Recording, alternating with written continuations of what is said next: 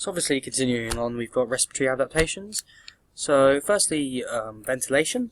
After hard constant exercise, your body gets used to supplying oxygen at a demanding rate. This happens because the aerobic training allows respiratory muscles to strengthen and allow the lungs to expand further.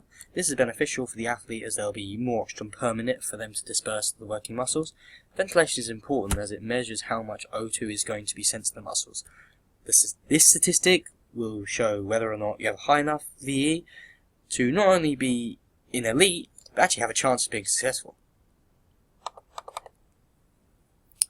However, not all of the oxygen that is being inhaled will go to the working muscles. Obviously, your heart's still working. Your respiratory muscles are still working, so they're going to need some oxygen too. So actually, not everything that you inhale is actually going to be dispersed to your working muscles. So we have some VO2 pre and post data. We estimated and know that our body adapts. It doesn't need so much, it doesn't need half as much oxygen, so breathing rate declines as well as ventilation during rest and submaximal exercise. However, with training during intense exercise, and obviously the line doesn't actually show going all the way up after training, but it actually gets higher than what you had before. So when you really need it and the demand's high, ventilation is actually going to be improved from what you had previously. So breathing rate adaptation during submax exercise. During aerobic training, we usually start with quite a high breathing rate. However, as we train more, our body adapts and begins to be more efficient with our oxygen, and the more oxygen we breathe in. This eventually means we don't have to inhale as much and breathe so much and breathe so quickly. So as a result, breathing rate drops. Just to clarify, breathing rate is the amount of times we breathe per minute. However, sometimes it's not so much the adaptation to our body, but what we're doing. We sometimes change the way we breathe. We breathe deeper, not as much panting. We breathe a lot deeper and stronger, but not as much, so that actually can affect the breathing rate as well. So respiratory muscles. As you work hard and train over a longer period of time and train your body, your respiratory muscles work constantly and get bigger and more efficient. This means that you are able to allow the rib cage to expand greater and move outwards and upwards to obtain more oxygen. This is beneficial as it allows the athlete to simply take in more O2, as I said before. This means athletes can send more O2 to the working muscles, as well as provide more oxygen for the heart and respiratory muscles, so they can carry on doing their job. The respiratory muscles can get stronger and more efficient, so stuff like the diaphragm, both external and internal intercostal muscles, will get stronger, but also assisting respiratory muscles, such as the scalene muscles. All these muscles help during intense exercises, and they'll actually get stronger through training. So next up is lung volumes. Increased and decreased resting lung volumes. So as we can see in the table, after an athlete has trained aerobically sometime, the lung volumes will increase due to the lungs being able to take in larger amounts of volume of air, and also being able to put a larger volume out as well. And the output will be a larger volume as well. On the other hand, the other lung volumes will decrease in the body to make the body more efficient in the use of oxygen, and therefore won't need to take in the same values as before. So as we had before, so tidal volume increases by up to 4 times as much after training. Frequency increases up to 60 depending on the exercise that we're doing. Obviously this is exercise, not so much what we've done through the training. But as we can see here, this is what happens when we exercise. However, we're probably looking at tidal volume will go up, frequency might actually drop due to us not needing as much oxygen, minute ventilation will probably go up due to training, inspiratory reserve volume will go up, as well as expiratory reserve volume will actually go down, because we're using more of the O2 and being better with that. Vital capacity will go up, residue volume will probably go up, and total lung capacity will go up as well, just due to training. Those are the adaptations for our lung volumes. Gaseous exchange. So we have mentioned before that capillarization happens after aerobic training. The higher capillary density goes, the more carbon dioxide we can remove. However, the waste products don't just get there straight to the capillaries to the lungs. The capillaries diffuse the CO2 into the alveoli, which is attached to the lungs, which then the CO2 can be removed. As we train, our capillary density goes up, as we have said before. But there is an adaptation in the alveolar system and around there. And the adaptation is there'll be more alveoli, which is attached to the lungs. And as we train and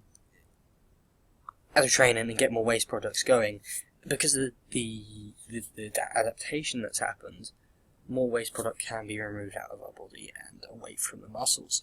This will mean the onset of fatigue will not only probably be pushed back and delayed, but it will mean that hopefully, because we can move the waste products away quicker, there'll be less fatigue in the muscles. As a result, less fatigue, there will be less pain, but also hopefully will increase the performance. So O2 deficit and EPOC. During aerobic training, after a while our bodies adapt. Our body learns how to be more efficient with the oxygen we inhale. This is because our body has been trained constantly to send O2 to the working muscles, and after a while the adaptation happens. As a result of this adaptation, we don't waste as much O2, meaning we don't really have to use as much as before, so we don't have to breathe in as much and then have too much of it or too little. This will mean that our O2 debt will be decreased, which is another word for deficit, and that essentially means that O2 debt will be decreased, as we said before, but it also means that EPOC will be smaller. And EPOC, again, I'll refrain from using this. EPOC is excess post-exercise oxygen consumption, which basically means the amount of time or how much O2 you have to take in to get rid of your oxygen jet. But due to the adaptation, the O2 debt will be smaller, meaning, essentially, that because they connect with each other, O2 debt is smaller, EPOC will be smaller, and because we have smaller debt, smaller EPOC, which means our runner, she might be doing a 2-day marathon, so it will be quicker for her to recover, hopefully over those 2 days. So health. Many people have COPD, which is essentially a collection of lung diseases. Many of these diseases don't come from genetics or anything, except for the fact that their lungs aren't strong enough and haven't been trained to be. The only way to strengthen the lungs is to use them consistently until they are at full strength in the lungs. For example, if somebody who trains 5 times a week aerobically using their lungs will have a less likely chance of picking up lung disease as opposed to somebody that doesn't exercise at all and doesn't train their lungs or respiratory system at all. Another reason why a strong respiratory system will increase health is airways. Airways are less likely to be clogged if we're constantly using them and constantly keeping everything healthy. Finally, benefits of respiratory adaptations for anaerobic exercise. So during anaerobic activity, the respiratory system isn't really being used as the body doesn't run on O2 during those activities. However, having a strong respiratory system is crucial as it allows our body to recover quicker. This for a number of reasons. Firstly, it will decrease your EPOC time, as we've said, due to the less likely chance of having a strong O2 deficit. This is because, obviously, we're giving it back quicker, and there's less of it anyway. So obviously, due to having a smaller EPOC, the quicker your body returns to normal resting levels. Secondly, after anaerobic exercise, there is an extreme build-up of lactic acid. So as we've increased our capillarization, and we've got better capillarization, we're able to remove those waste products via diffusion. So, neuromuscular system. Firstly, slow oxidative fibers. The slow-twitch fibers inhibit a relatively high blood flow capacity and they have high capillary density. They're quite resistant to fatigue as they've got a strong blood flow. However, the adaptations that happen to these muscle fibers are extremely positive. That allows for them to become more resistant. So for our runner, for example, this is crucial because this is what our runner's going to be working on. Fibers that aren't increasing, the power, they haven't got strong force or anything like that, but they're perfect for marathon runners, these types of fibers. So to increase them even more for resistance is perfect because it means waste products such as lactic acid and CO2 won't really be affecting them as much and they won't deteriorate quicker. They won't deteriorate quicker or as much. So hopefully this will mean that others will feel fatigue before she does. Myoglobin and mitochondria.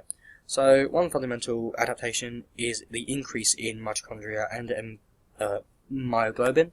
Mitochondria increases the capacity for aerobic energy provision from fatty acid and carbohydrate oxidation. This means that more mitochondria you have in your body, the more ATP can be created essentially, and the more energy we have in the muscles. Myoglobin is different. Myoglobin is stored in the muscles and actually holds any spare oxygen, and I think for me that's actually more important. The fact that we're not wasting any O2 at all. Myoglobin increases, so that means we have more myoglobin which holds any leftover O2 that can be used in the next contraction. So fast glycolytic fibers. So often known as fast glycolytic fibers, they're they have very quick, short, fast bursts of power, but they rapidly fatigue. As mentioned before, this type of fibre it can be changed. It can be changed into fast oxidative glycolytic. These fibres are found in quite large quantities in your arms and your legs and things like that. So, and this will benefit a javelin thrower specifically because there'll be more quick explosive fibres to aid his action. So obviously because he's using that, he'll be really explosive, 1, 2, 3 seconds, and he'll let go of the javelin. Hyperplasia is an increase of organic tissue that can increase cell production in cancer cells, and that's awful. And is actually quite a bad thing that is fairly common, actually.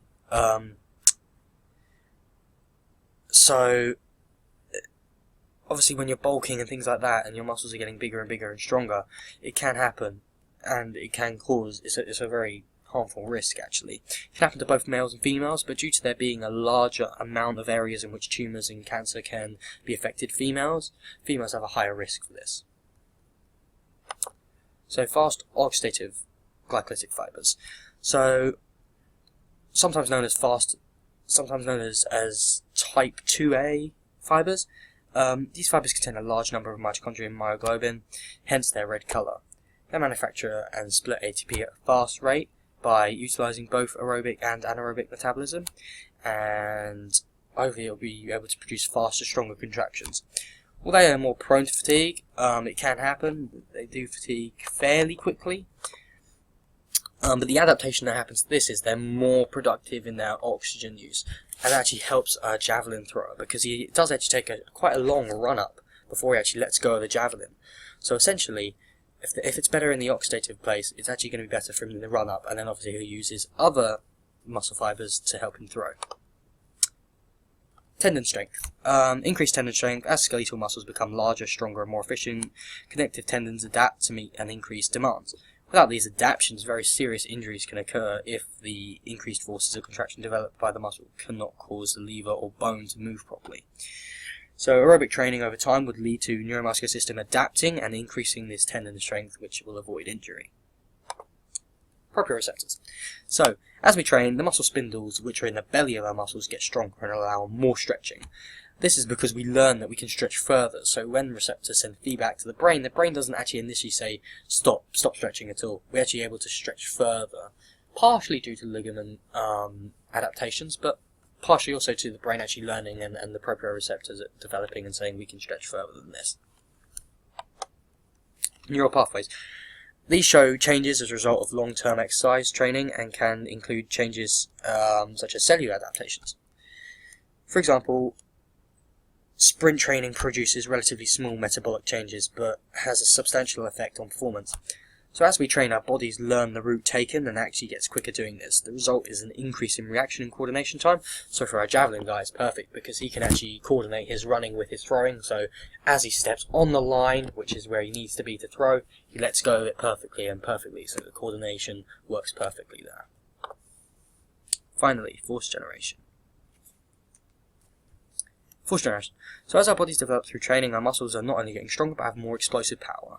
This is because our bodies will have to repeatedly be used during the training, and hopefully strength and power will have increased in those particular muscles during the course of training. Now that we have more explosive force, we're now able to tell our bodies to generate larger amounts. Part of this is actually down to motor recruiting, as we're approaching more motor units, which allows more muscle fibers to be used.